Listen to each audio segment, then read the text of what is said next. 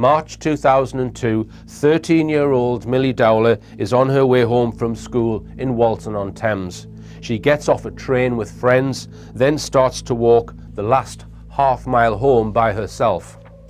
She does not return home and is not seen again until her remains are discovered 6 months later in Minley Woods, 20 miles west from where she was last seen. When she doesn't return home, her friends and family are ringing her repeatedly, leaving messages for her to contact home.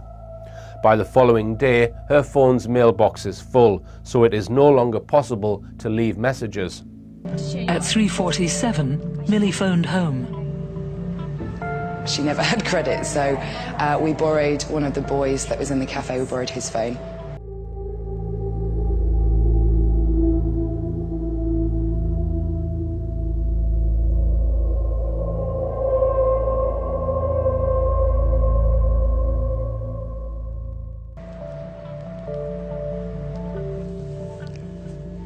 Hey Dad, it's Millie. She made a phone call to her dad to tell him that she'd be home late. It's something that we would always do so that they didn't worry. Yeah, no, I'll be home for tea. Are you ready? Come on. Well, my sister arrived and didn't want to wait around at the cafe, so she ushered us out quite quickly. I'll see you tomorrow. Okay. I said to her, will you be all right walking home on your own? We were all looked after each other, but we live in a nice area. It was broad daylight. She was walking along a main road. Obviously I double-checked with her and the question itself seemed silly. She laughed and just said, don't be ridiculous, I'll be absolutely fine. There was no reason why she shouldn't have been. So let's look at the timing of these events, okay? Here's the headlines from the 5th of July.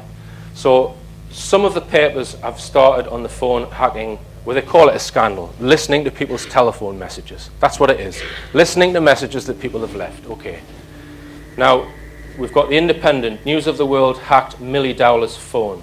We've got the Guardian, News of the World hacked Millie Dowler's phone, and I think there's one other. So there's 3 papers there, and it's specifically the Millie Dowler case. Okay, so it's in the media, but it's not blown up quite yet. The following day, on the 6th of July, oh, we now find that the media have hacked.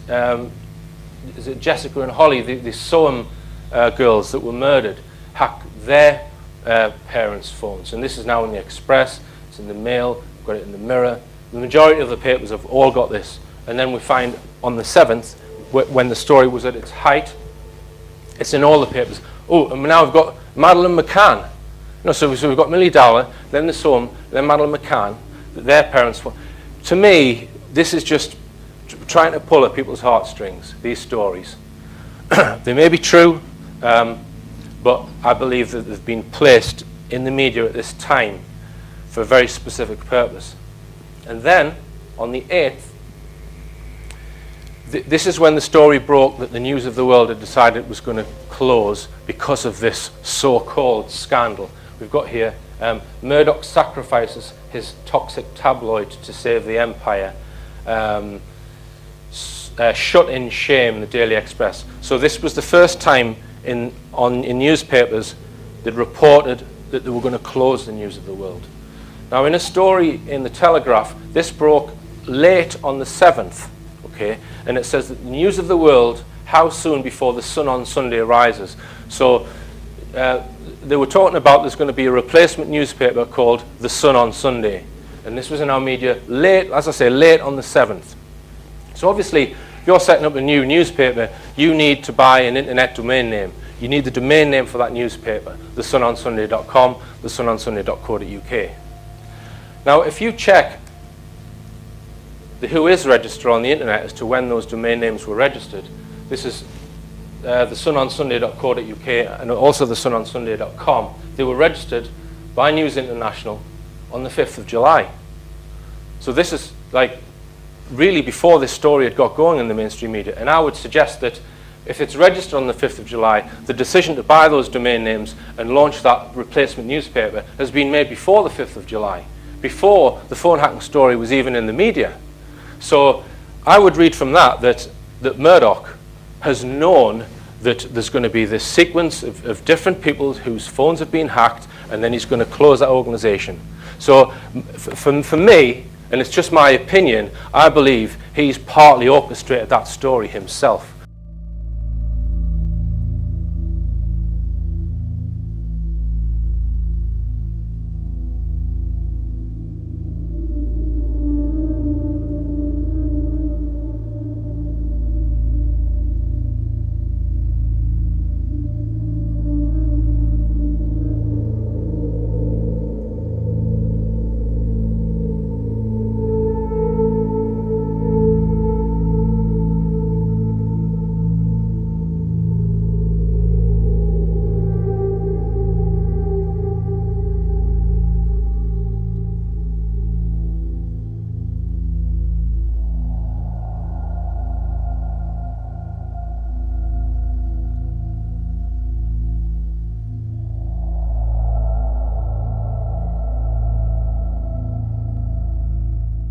From a business in Telford in Shropshire that appeared to be offering Millie a job in their business.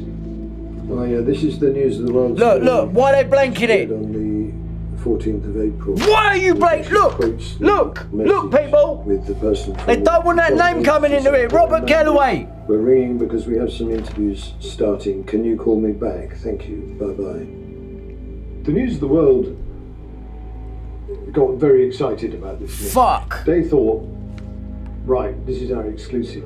We send half a dozen people up there, we'll find her. Tell me you say that, people. Show me thumbs up. Show me you saw that. It looked as if Millie was alive and that she was being offered a job. Why'd they blank that out? This can only be one reason. These ones were obtained by a shadowy network of men and women. If you needed the information and had the money, it seemed anything was possible. These are a list of probably the best known of the PIs. Why have you blanked that page? Or private Why have you blanked that page? Hired by the newspapers. Because of what I pointed out. Secret or privileged information. You've got people who've got connections with phone companies, with finding out about cars, DVLA, and then people who, within that network, are phone tappers, specialist tracers who can get hold of all records. They were providing a service which was accepted.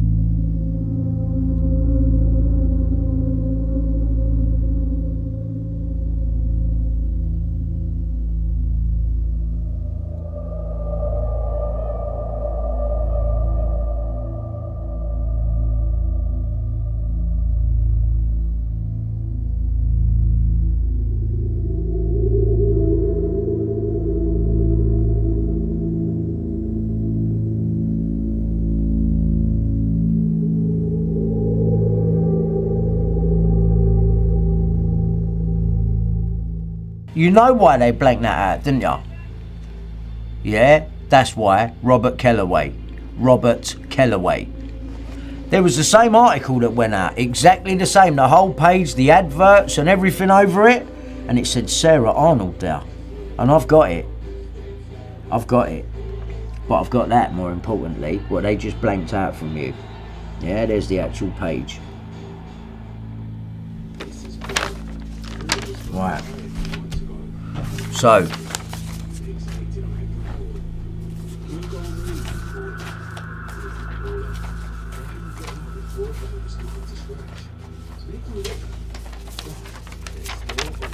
That's the man that done it. That's Conrad Brown. That's Robert Kellaway, who should have been on that article that they just blurred off. That's Conrad Brown, the fake Shake's partner. That's Glenn Mulcair. And that is the fake Shake. And they are all in on it together. Yeah, make no mistake about it. Because that is why they just covered that up. Why would you cover up Robert Kellaway's... Why would you cover it up?